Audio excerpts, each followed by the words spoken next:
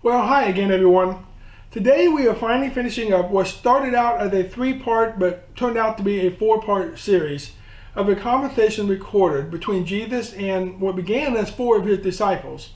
And it's recorded in Luke chapter 21, Mark chapter 13, and Matthew chapter 24. The conversation is sometimes known as the Olivet Discourse.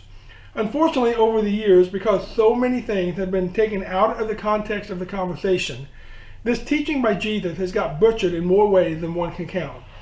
What started out as a simple question by the disciples about what they thought was going to be the end of the earth turned out not to be quite as simple as they imagined. Much to their own surprise, the one question actually had a two-part answer. Now, in the Matthew 24 text, which is what we've deferred to for this week, the first part of Jesus' answer is covered in verses 4 through 35, where we spent the last 3 days. In these verses, Jesus prepared them for a specific tragic event that was to come in their very near future by telling them what to look for, what not to fall for, why it was going to happen, when to get out of town, and how it would all affect the future of the kingdom advancement. In his talk, he refers to Old Testament prophecy. He used creative Old Testament language to describe the impact that it would have on the social and the political and even religious structures of the day. And most importantly, he made sure they understood that this would only be the end of a certain event, a telos event. Not the end of everything, not the end of the earth, or what is called the Sunteleia. Now, in one final word about this telos matter, before addressing the completion of the original question, he uses the image of a fig tree in a way that we can all relate to this week because spring is finally showing its beautiful face around here. Here's what he says. Now learn the parable from the fig tree. When its branch has already become tender and puts forth its leaves, you know that summer is near. So, you too, when you see all these things, recognize that he is near. Who's he? The Son of Man. Recognize that he is near, right at the door. Truly I say to you, this generation will not pass away until all these things take place. Now again, as I've asked you repeatedly throughout the last few days, who is the you that Jesus is specifically talking to here? It's the disciples. All these things he's talked about since verse 4 are things that some of them would personally witness. Would Jesus make a personal physical appearance in this event?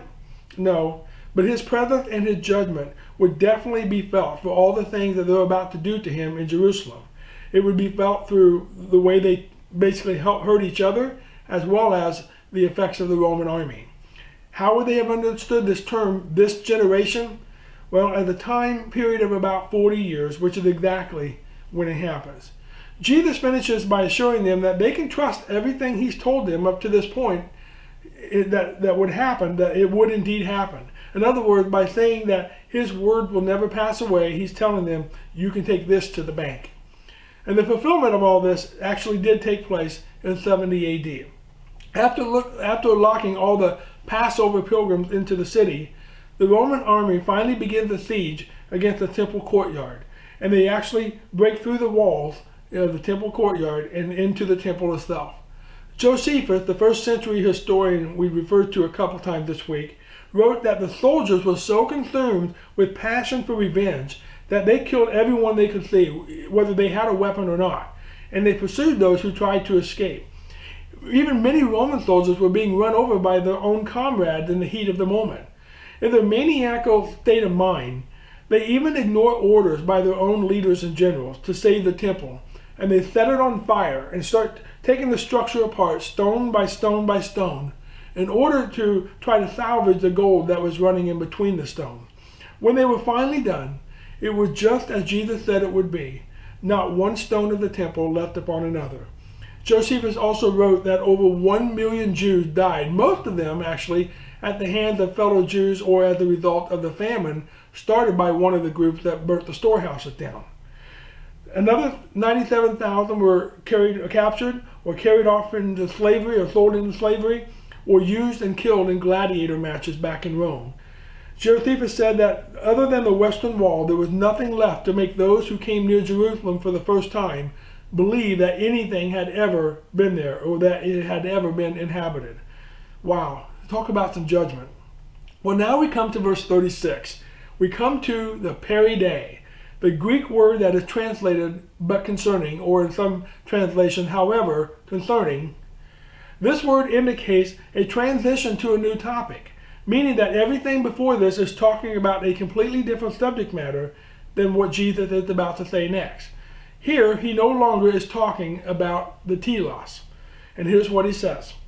But concerning that day or hour, no one knows, not even the angels in heaven, nor the Son, but the Father alone.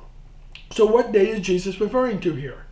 Well, it's obvious that it isn't the telos event that he just talked about, first because of using the word peri-day, but he's also indicated that the telos event will actually happen in a 40-year time frame. So he obviously knows when that event will happen. But that day that he's referring to is the original word that they used for the end of the earth back in verse 3, the Sunteleia, the end of everything. And what does he say about the Sunteleia, about when this will happen? Well, it's the only time you'll ever hear Jesus say these words, I don't know. He has no idea when it will happen, or at least he didn't then. Notice also here that he uses the word that he used back in verse 31 that was translated angels, but also can be used as messengers. As we said yesterday, in verse 31 is most likely referring to human messengers. But unlike verse 31, here Jesus qualifies what kind of messengers that he's talking about when he says in heaven. In other words, it's heavenly messengers, actual angels. They aren't privy to this information about his return, and neither is he. It's held back from his earthly knowledge. But he does give an indication of what the conditions will be like when he does return, namely the unexpectedness of it and the lack of preparedness for the people will have when this day comes. Here's what he says. For the coming of the Son of Man, and by the way here, I think the word is actually referring to his return, but also could have a double reference in referring to the judgment that will take place at the Sunteleia, which we'll read about here in just a second. For the coming of the Son of Man will be just like the days of Noah. For as in those days, before the flood, they were eating and drinking, marrying and giving in marriage, until the day that Noah entered the ark. In other words, what he's saying here is they were just living day to day without an acute awareness that anything tragic or anything new could take place in a moment or in a second. We've definitely experienced that here recently, right? And he goes on, he says, and they did not understand until the flood came and took them all away. So will be the coming of the Son of Man. There will be two men in the field, one will be taken and one will be left. Two women will be grinding at the mill, one will be taken and one will be left. Now, is he saying that 50% of the people will make it, 50% won't? No, that's just a way of expressing what the thing that's going to take place. Now, this last verse often gets used to refer to a so-called rapture, in spite of the fact that the description itself actually contradicts a rapture theology. In the argument for a rapture, the idea is that there will be a moment when true believers of the day, or what we call the good people, will just suddenly disappear into thin air and leave the world wondering what happened to them. And that will usher in a 3.5 year or a 7-year time frame, depending on which theology you go for, before Jesus finally returns. This description by Jesus of one being left while the other taken is often used to support that theory. But there's two major problems with this when we just keep the words of Jesus in the context. First, if nobody is going to know when Jesus will return, it seems highly unlikely that he's going to give a 3.5 to 7 year warning ahead of time. But more importantly, the text itself contradicts the theory of a rapture in which the good people get taken. Jesus said that it will be like it was in the days of Noah. In fact, in verse 39, what is it that takes the people away? It's the flood. Well, which people got taken away during the flood? Was it the unrighteous or was it the righteous? The unrighteous, right? Noah and his family stayed on the earth. So it wasn't the righteous that got taken, it was the unrighteous. What Jesus is talking about here isn't rapture. He's talking about ultimate judgment. What Revelation 21 refers to as the second death. Those who will be taken away will be taken into ultimate judgment. The believers will be part of a new earth and the new heaven, or what Revelation refers to as the new Jerusalem coming down from heaven. But all that is a beautiful conversation for another day. In the meantime, until that day comes, Jesus says, constantly be on the alert. Be prepared so that when it happens, you won't be in a state of panic or fear like many are right now during this pandemic. He said, I'll be coming like a thief in the night. Remember, a thief doesn't give you a bunch of warning signs. But in another aspect, we are given warning signs every day of just how sudden something can happen, like we're experiencing right now. So let's take heed, and let's take the step to be ready for that moment, for that beautiful Centilea moment. Well, I hope you've come to appreciate and understand the words of Jesus in the context of this conversation.